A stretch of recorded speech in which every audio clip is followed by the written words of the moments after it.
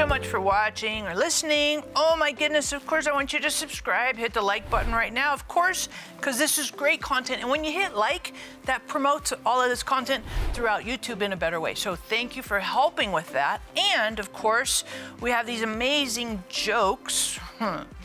Check it out. I just realized that the word 7 has even in it. And that's odd. Because 7 is odd. I know. You're like, last week was better. Maybe next week will be better. I don't know. We'll see. But we're wrapping up our series on conversations with Jacob.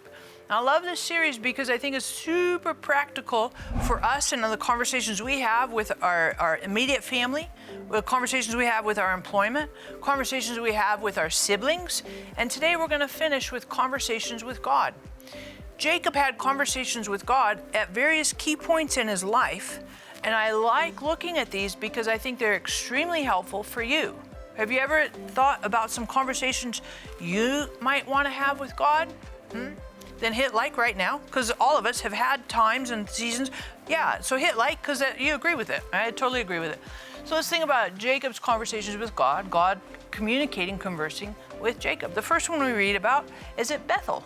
In Genesis 28, verses 10 to 22. This is when Jacob is running away from Esau, and he's sleeping, and he has a dream from God with angels going up and down a ladder. And in the morning he wakes up, and God speaks to Jacob and says, hey, I'm going to look out for you, protect you, bring you back to this. I'll be with you until I bring you back to this land. And Jacob wakes up and is like, oh my goodness, God was here and I didn't even know it. And this is in Jacob's early, probably in his youth. Another conversation that God has with Jacob is when God tells Jacob it's time to leave Laban. This is about 22 years later. And this is in Genesis 31, verse 3. And after Jacob has accumulated lots of wealth, his family, kids, wives, all this stuff, God says to him, it's time to leave. It doesn't seem like that's the right time to leave. That's the time to kind of enjoy all the creature comforts that you've worked so hard to acquire. You ever agree with that? I don't want to leave now. This is perfect. I'm all settled in. This is smoothie groovy. This is easy breezy time, right? Why would I leave? So if you agree with that, hit the like button, because obviously that's true for a lot of us. But God speaks with Jacob and says, no, it's time to go. It's time to head back home. I told you that I would be with you until I bring you back, and it's time to go back home. Another conversation God has with Jacob, we talked about a little bit last week, is when Jacob and the angel of God wrestled in Genesis 32, verses 24 to 32.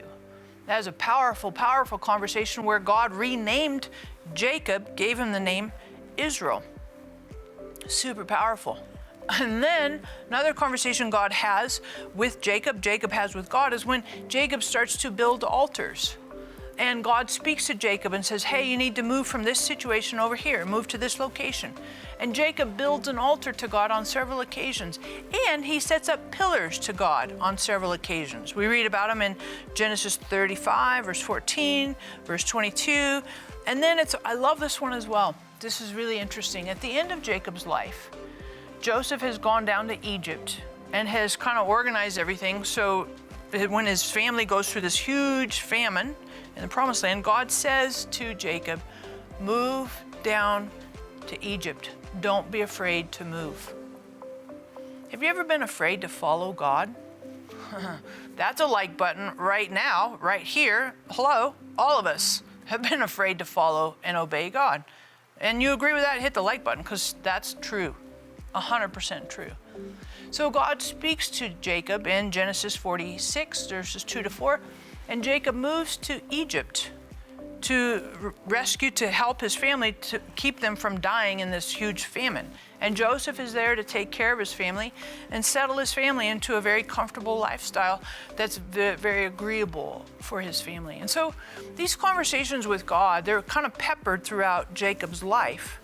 And I think the takeaway for you and for me is that we walk with God and keep our conversations with God continuous in all of the seasons of our life. You know, think about it when you're a little kid, when you're a teenager, your young adult years, in your adult years, as you kind of settle in and establish yourself, and then as you move into the twilight years, whatever you want to call it. If you think of chapter, one third, however you frame it, let's keep our conversations with God continuous, no matter what season you're at in your life, and no matter what you want to say. Because sometimes the things I say to God, you're like, "Ooh, that's kind of cranky." But I think that God knows me already well enough to know I'm cranky sometimes, I'm afraid sometimes, I'm anxious sometimes, I'm happy sometimes. And I want you to think about it. What are some of the best conversations you've had with God? Answer that question now in the comments. What is the best or a best conversation you have had with God? And answer that, because that's really a powerful thing to think about, reflect on, and of course hit like. Oh my goodness, thank you so much for subscribing. Thank you for joining, and we're going to start a new series next week. Be super powerful, and again, I appreciate you immensely, and we're going to have fun with our next series.